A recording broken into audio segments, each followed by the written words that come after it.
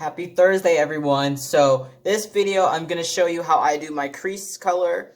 Now, this is a very different step because it's mixed differently than the base colors. It's mixed differently than any of the mottling colors, except for the brown mottling, which is what I'll do after creases.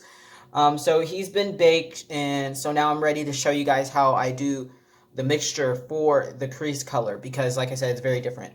So I'm going to start off with just a little base of the Mona Lisa thinner, just a little bit because you actually don't need a lot of crease color. So I just filled up to like that much of the Mona Lisa. And then in addition to that Mona Lisa thinner, you're going to want to get the Genesis brand, the thinning medium that goes with the paints, the Genesis Heat Set paints. And this is what is going to form that thicker paint consistency without making the color too cakey. So I add in my thinning medium to the Mona Lisa thinner, and it's gonna create this like kind of like lotion paste type consistency, and that's what you want to have because it makes your veins, I mean not your veins, your creases flow into the vinyl so much easier. You want that nice, like, milky consistency. You don't want it too thick because then it'll take a couple times to bake. So, for creases, if you use thinning medium, the Genesis thinning medium, when it dries, it tends to look kind of chalky or white. And don't be concerned by that because when you bake it, if you bake it correctly, that chalkiness that will go away. And the Genesis matte varnish will do the same thing. If you put too much matte varnish on it, it'll take you a couple times to bake away that cakey, chalky look. So that's important to note when you use the Genesis mediums, that sometimes if you put too much, or with certain mediums like the thinning medium, it will look white when it dries. No one told me that when I used the thinning medium for the first time, and I was so scared that I had done something completely wrong, because previous to using the thinning medium for my creases, I didn't use anything. I would just use the Mona Lisa thinner and the paint color. So but yeah, I like using the thinning medium a lot because it really does, it keeps your creases where you want them because it has a thicker quality to the paint to it. So for my crease color, I usually just use the burnt umber that I've been using for the skin tone colors. So I'll put some of that in there. That's going to be the main color that I want to use. So I'm mixing that in there until I feel like it's no longer super translucent, because creases are pretty dark on ethnic babies. So I'll do that for the base of it, the burnt umber. And then I'll put in a little bit of the brow brown, which is a pre-mixed color, number 6 from Bountiful Baby. So I'll add that in to deepen that color, the crease color. It's kind of like I'm creating one of the darker skin tone layers, except it's just for the creases. And then to this mixture that I have going, I'll add in the little tiny bit of the color number 5, which is eyelid purple. Again, from the pre-mixed set, beginner set. So I'll add just a little tiny bit of that, just to add another quality of color.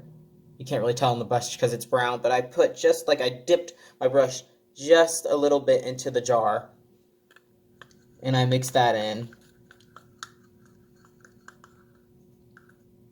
So you see, it's only a little bit of paint. It's only a little bit because that's all you really need for at least the first 2 layers of your creases. I tend to do only 2 layers, but I might do more. It really depends on how the first 2 layers of creases look. So you're going to want to do the first layer, let it dry, and then you're going to have to bake that a little longer than you would just the paint, because the thinner makes it take longer to bake into the vinyl. So I put them in there for 2 more minutes more. So I'll put the parts in there for 12 minutes instead of 10 minutes, and I find that helps it bake thoroughly.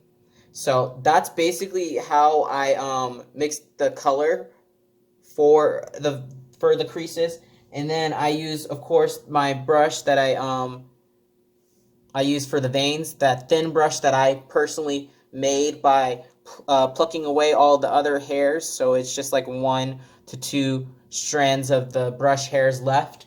And then to work with the color, you just find the natural creases that are on the doll and you go over them. So for example, Reborn specifically have a lot of natural creases on them. So like under the eye, he has a crease right there that I'll go over, that eye crease. He has one on his eyelid, around his nose. So just follow what you think of as when I'm like mentioning natural creases that the vinyl has. So other than that, it's pretty kind of, you follow along with that, and it's kind of self-explanatory. And like I said, I'll probably do this step twice.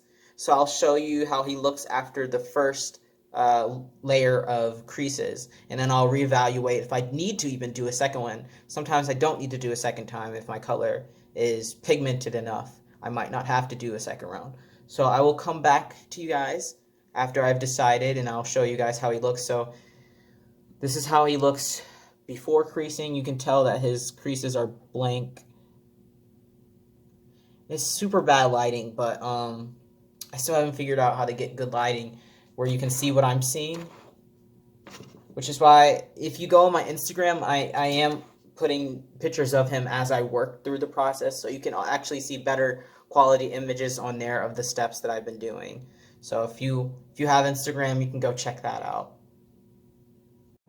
Okay, so I have baked the first layer of veins. Oh God, I keep saying veins. First layer of creases, and I do think that he needs another layer at least. I don't know if you can really tell much of a difference,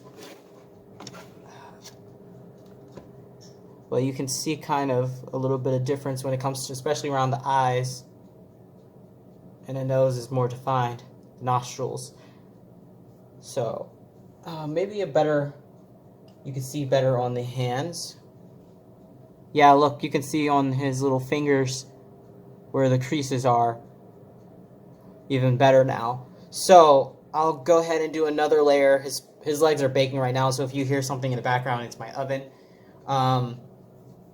So I'll go ahead and do another crease layer, but he's looking good. So after this, I'll only have blushing and nails left, I believe, for painting wise, and then he'll be done. I think that's all I have left, really, looking at him. I can't think of much else that I need to do for him. His eyebrows, of course, I'll do that. But that I don't really count as the painting steps. So, yeah. I will eventually be rooting him, but that won't be for a while because I'd have to wait for the hair to come in and to actually get to the point where I have time to do that. So it'll probably be over my winter break where he gets rooted because he has such a big head. So it'll take me a while, and I'll have like tons and tons of free time during winter break, a whole month. So, yeah, thank you guys for watching this portion of the process, and I'll probably try to go live in a little bit, or, well, for you guys it'll be earlier. By the time I post this video, I probably would have already tried to or have gone live. Planning to go live right after I finish talking right now. We'll see if it lets me go live on my mobile, because I hit 1,000 almost 2 weeks ago, and that's one of the requirements to go live on your mobile phone. So, and it hasn't been letting me go live on my phone, so YouTube's being really, really weird.